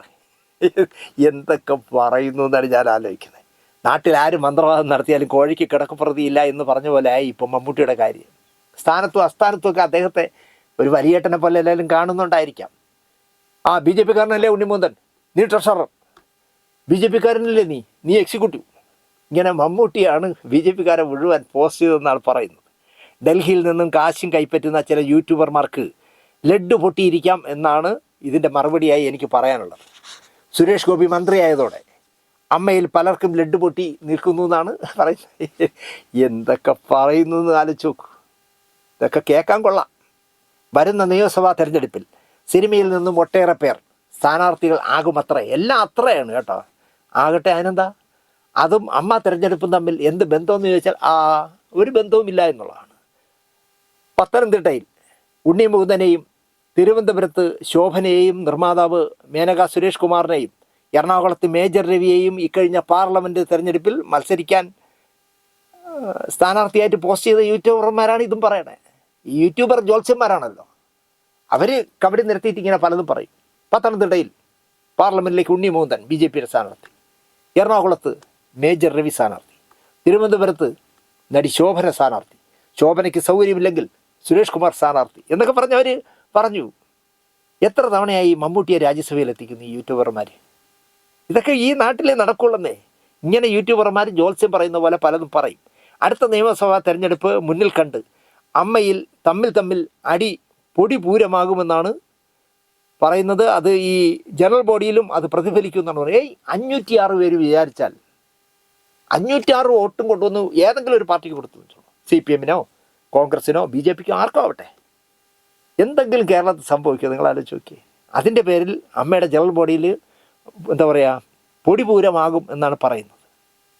കേരളത്തിലെ നിയമസഭാ തെരഞ്ഞെടുപ്പ് 506 അംഗങ്ങൾ വിചാരിക്കുന്ന പോലെ മാത്രമേ നടക്കൂ എന്ന് വിശ്വസിക്കുന്ന മണ്ടന്മാരെ നമ്മൾ കൂടുതൽ പറയാതിരിക്കുന്നതാണ് ഭംഗി. എതിരില്ലാതെ ജഗദീഷിനെ വൈസ് പ്രസിഡൻ്റാക്കാൻ നോക്കിയതാണ്. വൈസ് പ്രസിഡന്റ് ജഗദീഷ് ആകട്ടെ എന്ന് തീരുമാനിച്ചാണ്. പക്ഷേ ജഗദീഷിൻ്റെ കോൺഗ്രസ് ബന്ധം ജഗദീഷിന് പാരയായി എന്നാണ് പറയുന്നത്. അതായത് അമ്മയിലെ CPM-കാരും BJPക്കാരും എല്ലാ സീറ്റുകളും പങ്കിട്ടെടുത്തപ്പോൾ കോൺഗ്രസ്സുകാരനായ ജഗദീഷിന് പാരയായി എന്നാണ് പറയുന്നത്. ജഗദീഷ് കോൺഗ്രസ്സിലുമായിട്ട് സ്ഥാനാർത്ഥിയായിട്ട് മത്സരിച്ചു, പത്തനാപുരത്ത് മത്സരിച്ചുവെങ്കിലും ഇപ്പോൾ അദ്ദേഹം രാഷ്ട്രീയത്തിലില്ല. ഞാനിനി ഇല്ല കോൺഗ്രസ്സിലേക്കെന്ന് പറഞ്ഞ ആളാണ്. പക്ഷേ അദ്ദേഹത്തെ കോൺഗ്രസ്സിൽ ആണിയടിച്ച് നിർത്താനാണ് ഈ യൂട്യൂബർമാർ ശ്രമിക്കുന്നത്. ഇപ്പോൾ സിദ്ദിഖ് കോൺഗ്രസ് ആണെന്ന് എല്ലാവർക്കും അറിയാം. സിദ്ദിഖ് ഒരു കോൺഗ്രസ് പ്രവർത്തകനാണ്. രമേഷ് പിഷാരടി കോൺഗ്രസ്സുകാരനാണെന്ന് എല്ലാവർക്കും അറിയാം. ഇപ്പോൾ പാലക്കാട്ട് മത്സരിക്കാമോന്നോ ആലത്തൂർ മത്സരിക്കാമോന്നൊക്കെ ചോദിച്ചാൽ എവിടെയോ മത്സരിക്കാമെന്നൊക്കെ ചോദിച്ചപ്പോൾ ഞാൻ ഇത്തവണ ഇല്ല എന്നാണ് രമേഷ് പറഞ്ഞത്. ജോയി മാത്യു അദ്ദേഹം ഏതൊക്കെയോ പാർട്ടിയാണ് ഒരു കമ്മ്യൂണിസ്റ്റ് വിരുദ്ധനെന്ന് ഉള്ളതിനപ്പുറം ഏത് പാർട്ടിയാണെന്ന് എനിക്ക് ഇതുവരെ അറിയില്ല. അവർക്കൊന്നും ഇല്ലാത്ത അമർഷം ജഗദീഷിനോട് എന്തിനാ അമ്മക്കാർ കാണിക്കുന്നത്? ചുമ്മാ അടിക്കുകയാണെന്നേ. ജഗദീഷ് ഒരു കോൺഗ്രസ്സുകാരനായിട്ട് അങ്ങനെ എതിരില്ലാതെ വൈസ് പ്രസിഡൻ്റായി ജയിക്കേണ്ട എന്ന് തീരുമാനിച്ചു. അമ്മയിൽ രാഷ്ട്രീയം കലരരുത് എന്ന് മോഹൻലാലും അമ്മയിൽ ഇപ്പോൾ രാഷ്ട്രീയമാണ് എന്ന് ഇവരും പറയുന്നു. യൂട്യൂബർമാരും പറയുന്നു. രാഷ്ട്രീയമില്ലാത്തവർ, എനിക്ക് തോന്നിയിട്ടുള്ളൊരു കാര്യമാണ്, രാഷ്ട്രീയമില്ലാത്ത 2 പക്ഷക്കാരേ ഉള്ളൂ കേരളത്തിൽ. മറ്റ് സംസ്ഥാനങ്ങളെ ഞാൻ വിടുന്നു. കേരളത്തിലെങ്കിലും രാഷ്ട്രീയമില്ലാത്ത 2 പക്ഷക്കാരേ ഉള്ളൂ. ഒന്ന് ജനിച്ചു വീഴുന്ന കുഞ്ഞ്, 2 മരിച്ചുപോയ മനുഷ്യർ. ബാക്കി എല്ലാവർക്കും രാഷ്ട്രീയമുണ്ട് എന്ന് തന്നെയാണ് ഞാൻ വിശ്വസിക്കുന്നത്. അത് അറിഞ്ഞ് തന്നെയാണ് മലയാളി പ്രവർത്തിക്കുന്നത്.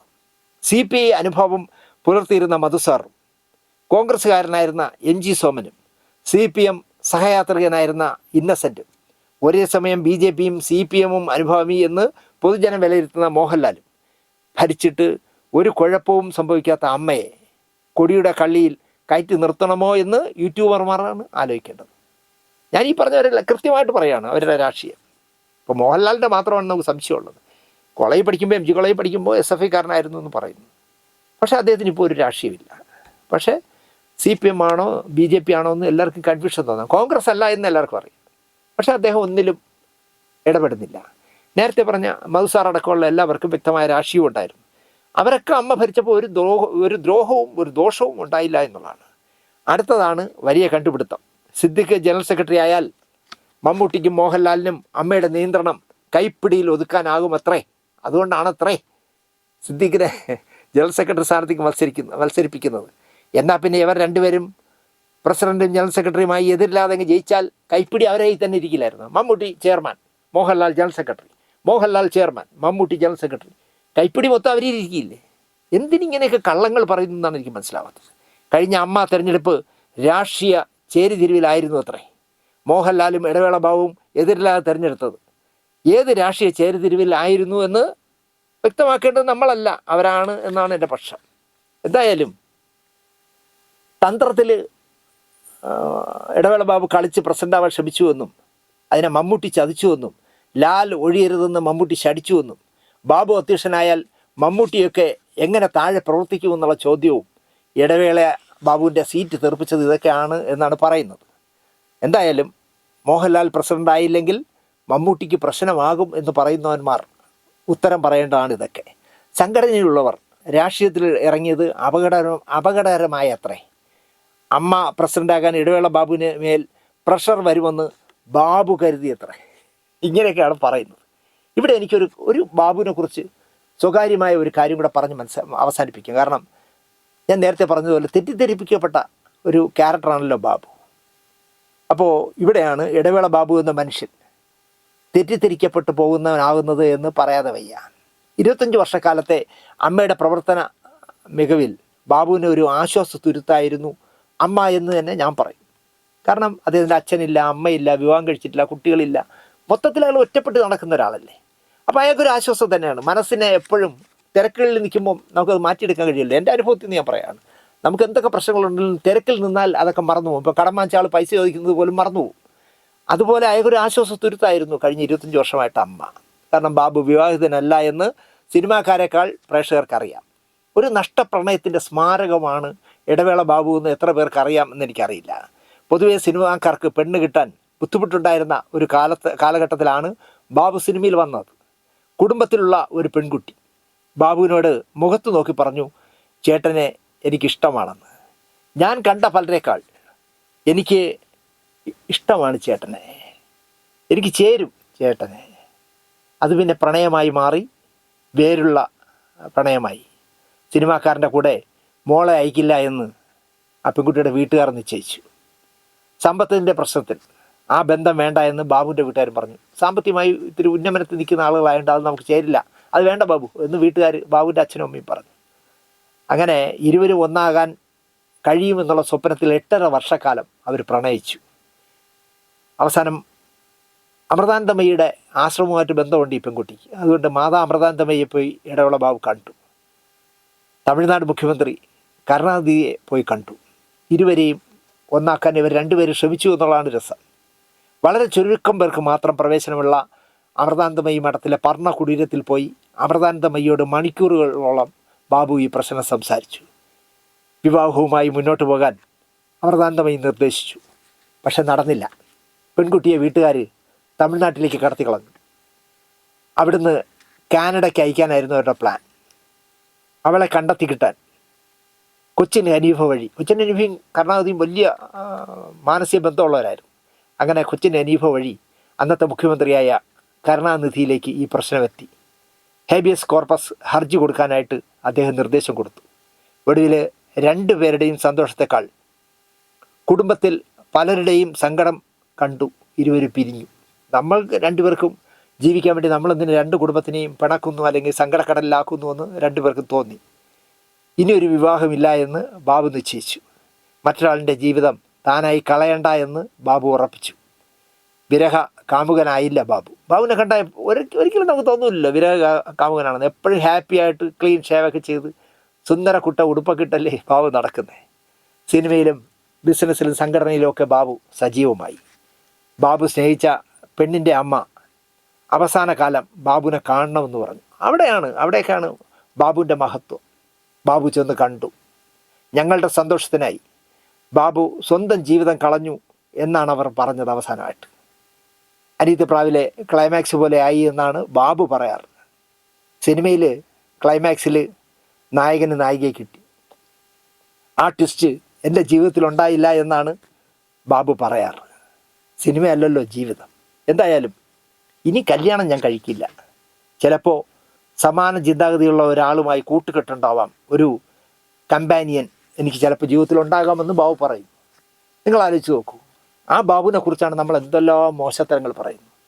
അയാൾക്ക് വേണമെങ്കിൽ അമൃതാനന്ദമയിയുടെയും കരുണാനിധിയുടെയും ഒക്കെ പിന്തുണ ഉണ്ടായിരുന്നതുകൊണ്ട് ആ പെൺ വീട്ടുകാരെ മുഴുവൻ വേദനിപ്പിച്ചുകൊണ്ട് അവളെ ഈസിയായിട്ട് വീട്ടുകാർകളിൽ നിന്നൊക്കെ രക്ഷപ്പെടുത്തി കല്യാണം കഴിച്ച് ജീവിക്കാമായിരുന്നു. പക്ഷെ അപ്പോൾ പോലും അയാൾ കരുതിയത് എൻ്റെ സന്തോഷത്തിന് വേണ്ടി, അല്ലെങ്കിൽ എൻ്റെയും അവളുടെയും സന്തോഷത്തിന് വേണ്ടി, അവളുടെയും എൻ്റെയും വീട്ടുകാരുടെ കണ്ണ് നനയിക്കേണ്ട, നമ്മൾ വേദനിച്ചാലും കുഴപ്പമില്ല, ആ രണ്ട് കുടുംബങ്ങളുടെയും കണ്ണീര് വീഴ്ത്തണ്ട എന്ന് വിചാരിച്ച ബാബുവിനെ കുറിച്ചാണ് ഏറ്റവും ചുരുങ്ങിയത് മലയാളിയിൽ കുറേ പേരും ചില യൂട്യൂബർമാരും മോശത്തരങ്ങൾ എഴുതി വിടുന്നത് എന്ന് അവർ മനസ്സിലാക്കിയത് നല്ലത്. ബാബുവിന് ഇതുകൊണ്ടൊന്നും ഒരു പ്രശ്നം ഉണ്ടാകാൻ സാധ്യതയില്ല. അമ്മയിലെ 506 മെമ്പർമാരിൽ ബഹുഭൂരിപക്ഷവും ബാബുവിനെ ഇഷ്ടപ്പെടുന്നവരാണ്. ബാബു നിന്നിരുന്നെങ്കിൽ ബാബു ജയിച്ചു. ചിലപ്പോൾ മോഹൻലാലിന് ചെയർമാൻ സ്ഥാനമായിട്ട് മോഹൻലാൽ മത്സരിക്കുകയാണ്, ഞാൻ വെറുതെ പറയുകയാണ്. മോഹൻലാൽ മത്സരിക്കുന്നു, എതിർ സ്ഥാനാർത്ഥിയായി ചെയർമാനായിട്ട് ഇടവേള ബാബു നിന്നാൽ ചിലപ്പോൾ മോഹൻലാലിൻ്റെ വിജയം വരെ ചിലപ്പോൾ അപകടത്തിലാവും. മോഹൻലാൽ വിജയിക്കുന്നത് ബുദ്ധിമുട്ടാവും. കാരണം അത്രയും ആഴത്തിൽ ബന്ധമുള്ള ആളാണ് അമ്മയിൽ ഇടവേള ബാബു. ആ ബാബുവിനെ കുറിച്ചാണ് ബാബു മോഹൻലാലിനെ വെട്ടി ആ സീറ്റിൽ കയറി ഇരിക്കാൻ ശ്രമിച്ചു, മമ്മൂട്ടി ചെവിയെ നുള്ളിയെടുത്ത് പുറത്തിട്ടു എന്നൊക്കെ പറഞ്ഞ് ഇങ്ങനെ ഇല്ലാ കഥകളുണ്ടാക്കി ആളുകളെ വശീകരിക്കാൻ ഒരു വലിയ ഹെഡിങ്ങും കൊടുത്തിട്ട് ബാബു എങ്ങനെ പുറത്തായി, മമ്മൂട്ടി കളിച്ചു എന്നൊക്കെ പറഞ്ഞ് ഹെഡിങ്ങുകളൊക്കെ കൊടുത്തിട്ട് എന്തിനാണ് ആളുകളെ തെറ്റിദ്ധരിപ്പിക്കുന്നതെന്ന് എനിക്ക് മനസ്സിലാവുന്നില്ല. ഞാനെന്തായാലും അതിനില്ല. ഞാൻ ഈ പറഞ്ഞതെല്ലാം കേട്ടിട്ട് ഇടവേള ബാബുവിന് വേണ്ടി ബാബുവിൻ്റെ നിന്ന് കാശ് വാങ്ങിച്ച് അല്ലെങ്കിൽ ശാലം മദ്യം വാങ്ങിച്ച് കഴിച്ചുകൊണ്ട് അല്ലെങ്കിൽ ഏതെങ്കിലും വലിയ നടൻ്റെ ഡേറ്റ് ഇടവേള ബാബു ശരിയാക്കി തരാമെന്ന് പറഞ്ഞുകൊണ്ടായിരിക്കും ഇയാൾ ഇങ്ങനെയൊക്കെ പറഞ്ഞെന്ന് പറഞ്ഞാലും എനിക്ക് പുല്ലേ മാത്രം. പക്ഷേ യാഥാർത്ഥ്യമായി കാണാൻ ഇനിയെങ്കിലും മലയാളികൾ ശ്രമിക്കണം. യൂട്യൂബിൽ പറയുന്ന പല കഥകളും നുണവച്ചതാണ്, നട്ടാൽ കുരുക്കാത്തതാണ് എന്ന് നിങ്ങൾ വിശ്വസിക്കണം എന്ന് മാത്രം പറഞ്ഞുകൊണ്ട്, അത് പറയുമ്പോൾ നീ അത് പറയാൻ യോഗ്യനാണോ എന്ന് ചോദിച്ചാൽ ആരെങ്കിലും ഒരാൾ വരികയാണെങ്കിൽ ഞാൻ അയാളെ വെല്ലുവിളിക്കുന്നു. ലൈറ്റ്സ് ക്യാമറ ആക്ഷനിൽ പറഞ്ഞ, അല്ലെങ്കിൽ ഞാൻ ഏതെല്ലാം ചാനലിൽ എന്തെല്ലാം പറഞ്ഞിട്ടുണ്ടോ അതിൽ ഏതെങ്കിലും ഒരു സ്റ്റോറി കള്ളമാണ്, 1% കള്ളമാണ് എന്ന് തെളിയിച്ചാൽ പരസ്യമായി നിങ്ങളുടെ മുന്നിൽ മാപ്പ് പറയാം, അല്ലെങ്കിൽ ഈ ലൈറ്റ്സ് ക്യാമറ ആക്ഷൻ ചാനൽ നിർത്താം എന്ന് മാത്രം പറഞ്ഞുകൊണ്ട് പുതുതായി വരുന്ന അമ്മയുടെ പുതിയ ഭാരവാഹികൾ മോഹൻലാലും സിദ്ദിഖും അടക്കമുള്ള ആ ഗ്രൂപ്പ് അടുത്ത 3 വർഷക്കാലം സിനിമ ഇൻഡസ്ട്രിക്ക് പ്രത്യേകിച്ചും അമ്മയ്ക്ക് ഗുണകരമാവുന്ന കാര്യങ്ങൾ ചെയ്യുന്നതിനൊപ്പം സിനിമയ്ക്കും ഗുണകരമാവുന്ന ചെയ്തികൾ അവരിൽ നിന്നുണ്ടാകട്ടെ എന്ന് മാത്രം ആശിച്ചുകൊണ്ട് ഈ എപ്പിസോഡ് ഇവിടെ അവസാനിപ്പിക്കുന്നു. നന്ദി, നമസ്കാരം.